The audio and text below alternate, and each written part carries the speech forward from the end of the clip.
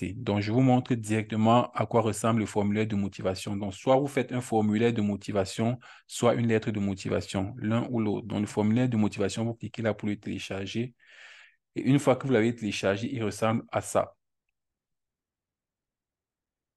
Voici donc à quoi ressemble le formulaire de motivation que vous devez adjoindre à votre dossier de demande d'équivalence. Ce formulaire a plusieurs parties. Donc, la première partie, c'est ce qu'on appelle les détails personnels. Ce sont en fait l'ensemble des informations qui permettent de vous identifier.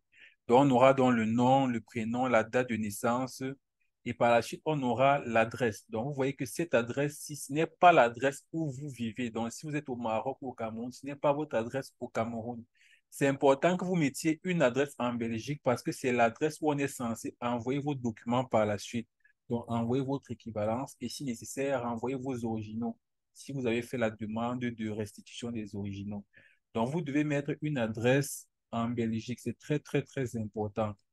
Donc, si vous avez un correspondant en Belgique, vous lui demandez de fournir son adresse et vous insérez son adresse ici.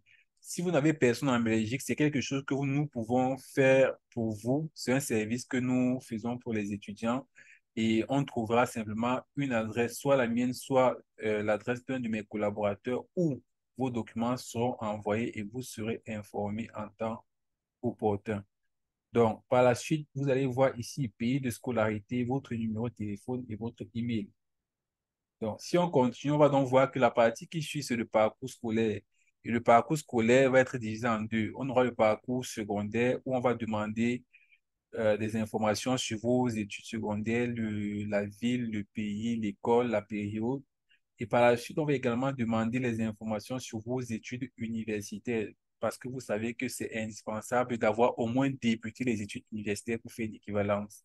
Donc, on va demander exactement les mêmes informations, la ville, le pays, le nombre d'années, la période. OK?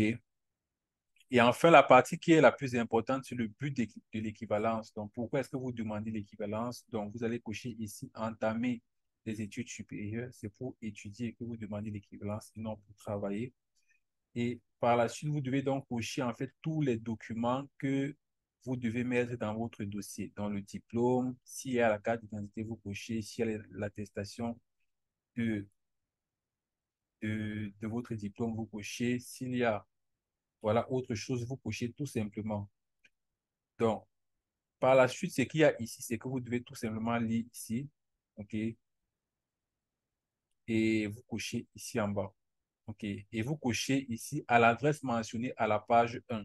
Donc, cocher l'adresse mentionnée à la page 1 signifie qu'on va envoyer vos documents à l'adresse qui est mentionnée à la première page. Mais si vous voulez qu'on envoie à une autre adresse, vous cochez ici, donc à une autre adresse, et vous écrivez donc cette adresse-là ici, en fait, le nom et le prénom de la personne et en fait son adresse. Donc, si vous souhaitez tout de même mettre votre adresse, OK, vous mettez votre adresse dans votre pays ici en première page. Et donc, du coup, ici, vous cochez à une autre adresse pour dire qu'on envoie vos documents à une autre adresse et vous remplissez donc votre adresse de correspondance ici, dans l'adresse de votre correspondant en Belgique. Mais ce que je vous conseille de faire, c'est de remplir la même adresse ici et du coup, ici en bas, vous envoyez à l'adresse mentionnée à la page 1. C'est plus facile, ça évite toute confusion et dans tous les cas, ils ne vont jamais essayer de regarder votre adresse véritable dans votre pays. Donc, ce n'est pas très, très important. Donc, et quand vous avez donc fini, vous pouvez donc remplir ici, lui approuver la date du jour et vous signez tout simplement ici. Et vous avez donc fini de remplir votre formulaire de motivation que vous pouvez enregistrer. Si vous avez rempli de façon numérique, il n'y a pas de souci. Il vous suffit par la suite d'imprimer pour mettre dans votre dossier. Mais vous pouvez aussi tout simplement imprimer avant de remplir au BIC. Ça ne pose aucun problème.